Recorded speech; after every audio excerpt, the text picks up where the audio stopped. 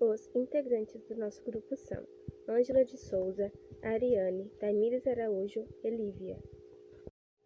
Boa tarde, meu nome é Ângela e eu vou fazer a introdução do nosso trabalho. Os moluscos são animais invertebrados que fazem parte do filo Molusca. Os representantes deste filo destacam-se pela presença de um corpo mole, geralmente protegido por uma concha. Eles podem ser encontrados em ambiente terrestre e também em ambiente aquático, sendo mais comum no ambiente marinho. Atualmente são conhecidas mais de 100 mil espécies de moluscos, dos quais podem ser divididos em várias classes. O filo Molusca constitui o segundo maior filo de invertebrados, ficando atrás apenas dos artrópodes. Os anelídeos fazem parte do filo Annelida. Os anelídeos são animais de corpo segmentado que vivem em ambientes diferentes, como solo úmido ou água doce. Atualmente são conhecidas mais de 16.500 espécies, sendo a minhoca a espécie mais conhecida. São animais triblásticos, celomados e que apresentam simetria bilateral. O filo é tradicionalmente dividido em oliguetas, poligoquetas e hirudíneos, sendo um dos critérios para essa classificação a presença de cerdas. Boa tarde, eu sou Tamires Araújo e, os anelídeos, eles são animais invertebrados de corpo mole, cilíndrico e eles também têm vários anéis segmentados. Existem mais de 15 mil espécies de anelídeos.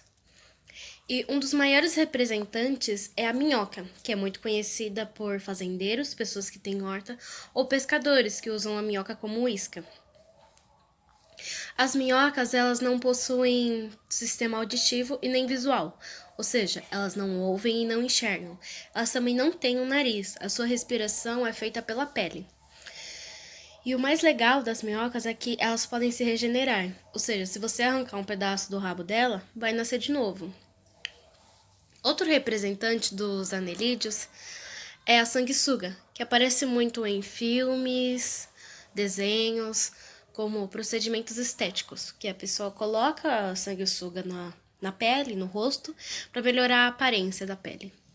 Ou quando o personagem cai numa poça de lama e sai de lá todo cheio de sanguessuga. A sanguessuga, ela se alimenta do sangue dos outros animais e também de seres humanos. E ela tem uma ventosa que prende no corpo da vítima para conseguir sugar melhor o sangue do animal.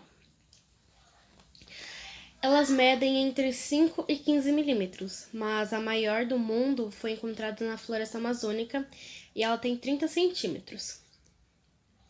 Existem mais de 600 espécies de sanguessuga e podem variar cor, tamanho e até habitat, ou seja, o lugar onde ela vive. Mas esses são só 2 exemplos de milhares de espécies de anelídeos, como, por exemplo, o verme espanador, o rato do mar, a minhocossu, nereis e entre outros. Tá, mas qual é a funcionalidade deles? Eles são muito importantes para a cadeia alimentar, principalmente da vida marinha. Mas a principal importância deles é que eles comem restos de animais, vegetais, entre outros, e transformam em adubo rico em nutrientes, que é essencial para a vida de plantas, árvores e entre outros. A reprodução dos anelídeos podem ser tanto sexuada quanto assexuada. Mas nos anelídeos que são hermafroditas, por exemplo a minhoca, elas possuem uma parte que ajuda na reprodução, que é chamado de clitelo. Já os moluscos, a maioria tem sexo separado, ou seja, masculino e feminino.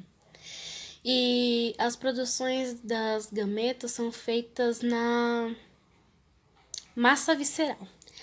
E a fecundação pode ser externa ou interna, depende muito da espécie do molusco. Boa tarde, meu nome é Lívia e eu vou falar um pouco sobre as características dos moluscos. As características, elas variam muito. Inclusive, moluscos do mesmo tipo, eles podem ser bem diferentes. Por exemplo, a lula gigante, ela pode chegar a mais de 18 metros de comprimento e outras menos de 2 centímetros. Os moluscos, eles são invertebrados, eles não possuem a espinha dorsal. Eles têm um corpo mole, que tem o coração, o fígado, o sistema digestório e outros órgãos que são importantes. A maioria dos moluscos tem uma estrutura chamada rádula. A rádula é uma espécie de língua áspera com vários tentículos. O corpo mole dos moluscos tem uma cobertura chamada manto. Na maioria dos tipos de moluscos, o manto forma uma concha. Alguns moluscos, como os caracóis, têm uma concha única e dura. Outros, chamados bivalves, têm uma concha com duas metades que se fecham para protegê-los. E alguns moluscos, como polvos e lulas, não têm conchas. E é bem comum que as pessoas que visitam as praias peguem as conchinhas que são trazidas pelas ondas. Os moluscos com conchas, eles geralmente têm um pé. Esse pé ele possibilita que eles se movam por meio da extensão e das contrações dos músculos.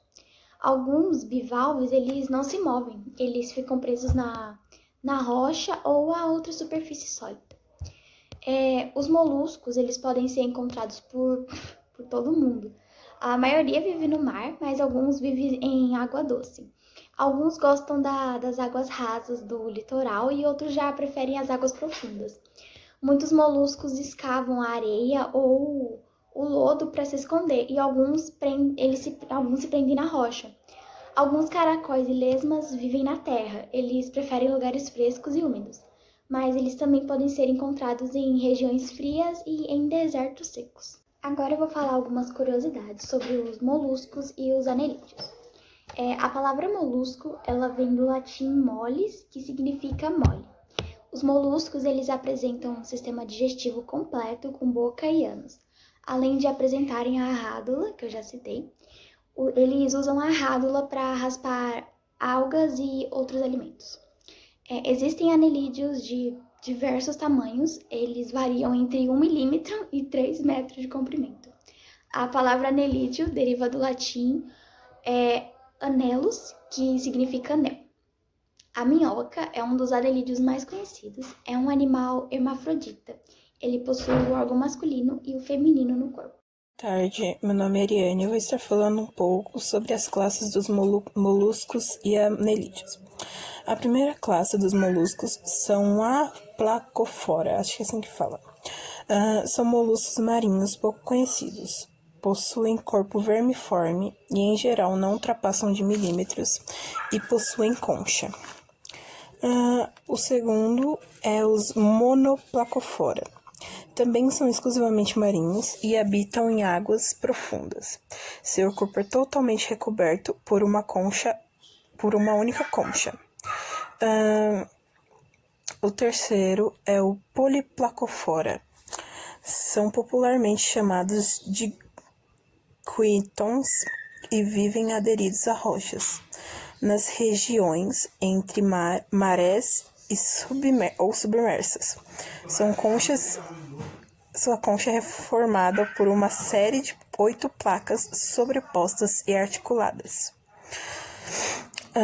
O quarto é a Scaphophora. São exclusivamente marinhos e a maioria vive enterrada na areia ou lodo.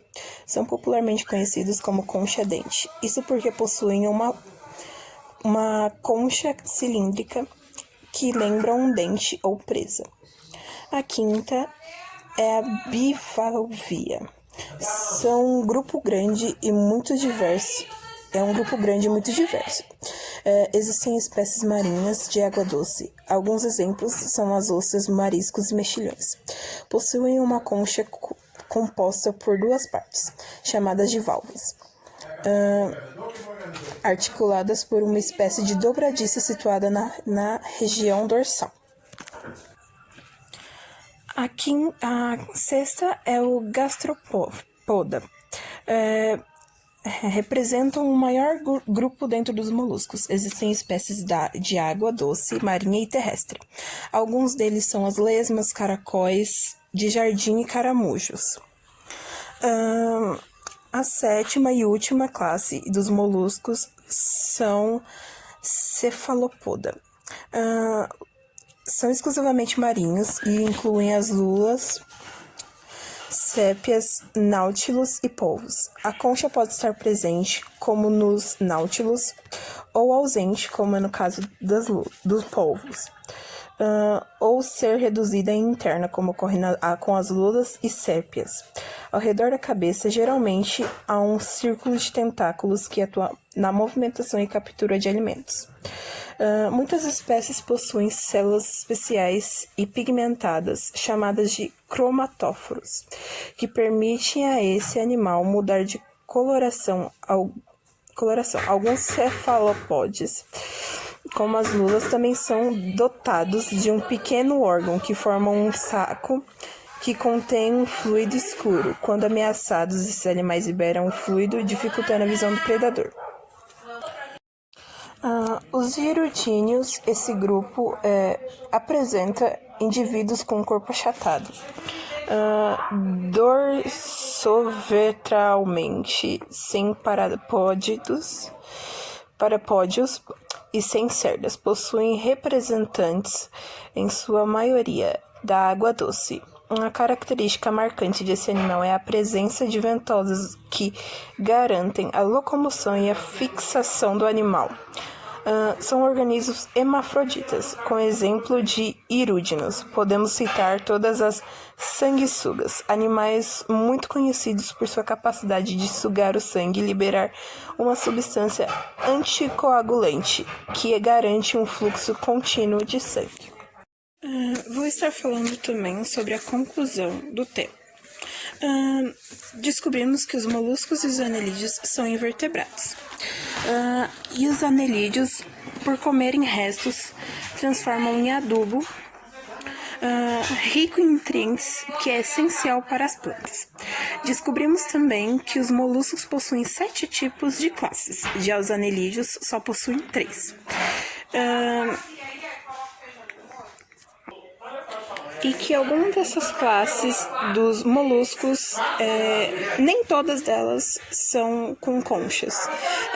Descobrimos que o polvo não tem concha, é um tipo de molusco que é a parte que não existe, que não contém concha, diferente dos outras classes de moluscos. E os anelídeos são diferenciados baseando-se na quantidade de cerdas que eles têm. Bom, foi isso a conclusão do trabalho.